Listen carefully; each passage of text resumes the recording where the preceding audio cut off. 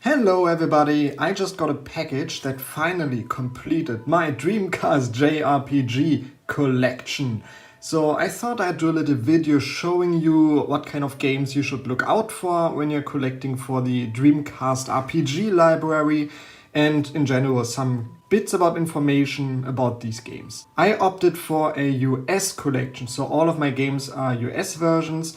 I sold a few of my PAL copies and got the US versions. One simple case, the PAL copies, from what I've gathered and experienced, are a bit more prone to disk rot because of some manufacturing problems they had. And the US versions are a bit more, let's say, stable. Also, I think the packaging, like the normal CD cases, are a bit better and just appeal to me more than the European copies, and just the manuals and everything is a little bit better in general. So I thought we'd go through it in US release order. So let's start with the very first US released RPG on the Dreamcast. This one came out on September 30th, so not even a month after release of the console. It's Time Stalkers. It's a really cool dungeon crawler roguelike game. So basically your levels reset after every dungeon. You don't really have a party, you have multiple characters, and you can catch monsters in the dungeons. So kind of Pokemon-like, you can train them, level them up. This one is made by Climax, who made the Landstalker game and just other Shining Force, Shining in the Darkness. And this is basically a kind of, would you say, compilation crossover game. So you have Nigel from Landstalker, you have, I think Pyra is her name, from Shining in the Darkness, you have Yogurt from Shining Force. So it's just a big crossover game for all of that. And I just played this for the first time when I got my copy here. The charm is there, everything, like it's jaggy, it's kind of rough around the edges, just how I like it. But man, it just would have needed like a little bit more time in the oven, and I think we would have a real classic on our hands here if they had put a bit more time and thought into it. As it is, I think it's worth a playthrough, but yeah, except for just the general ideas in the game, like the game itself, in the end, not really worth playing for your everyday gamer. Now, arguably, this one is the first JRPG. This one came out on December 16th, 1999. In Japan, however, it was released in January of 1999, so before the Dreamcast launched in the US. So this one was the first JRPG on the Dreamcast when you look at all of the regions. And honestly, from all of these games, I think this one is my favorite. I just had so much fun playing this for the first time back when I got my copy in, what was it, 2014 or something. And man, I just love the dungeon crawling. It's a simple game, not really complicated or anything. I just think like the simplicity, the very simple story, the character, like the puns in the names, like this butler up here is called Grenade, and he is Mac Launcher, so you have a few little nice puns.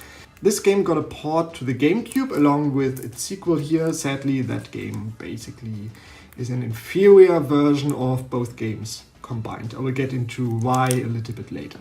So yeah, Evolution, World of Sacred Device, my favorite Dreamcast JRPG. And the copy I played when I first got it was the PAL copy that I have right here.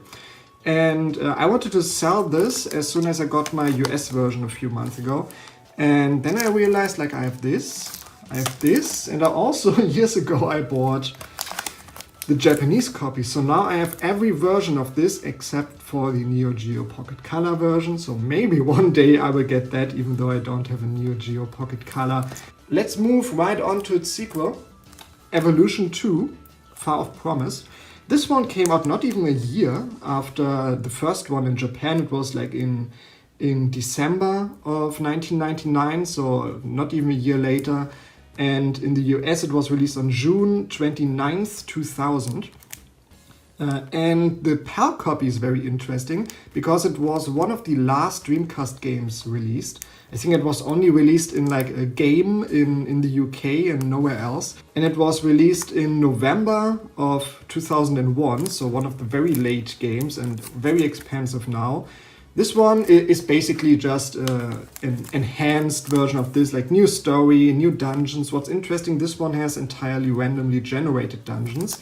And part 2 actually has like handcrafted, designed dungeons, so a big step up there. But overall, maybe it was just that I just kind of enjoyed the first one so much. The second one, even though still good and in many ways better than the first one, I didn't like it as much as part 1. I need a better copy of this, or at least a better manual. Maybe you can see it through the plastic here.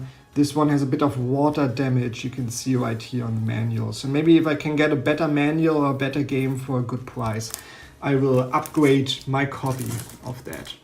Now it's the big one, probably the most popular, the most well-known RPG on the Dreamcast, Skies of Arcadia. And after hearing so many good things and also so many bad things regarding the load times and things like that, I played this for the first time in, I think, 2017, and I absolutely loved it. So like the whole style, the 3D world, like this is what RPGs should be, even though, of course, the load times are really bad, like 40-second to a minute load times into battle, and until you can actually start battling all the animations. But in the end, right, while playing it, it doesn't really bother me that much. The music is of better quality than the GameCube port, so this one is still the go-to version of the game. You can kind of go through different programs to get the DLC for that game, and I think at that point it would be as complete as the GameCube version.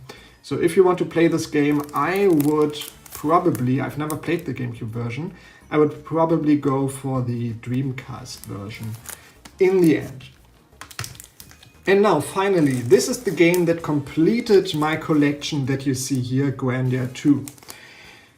Because the copy I owned was this one, Grandia 2.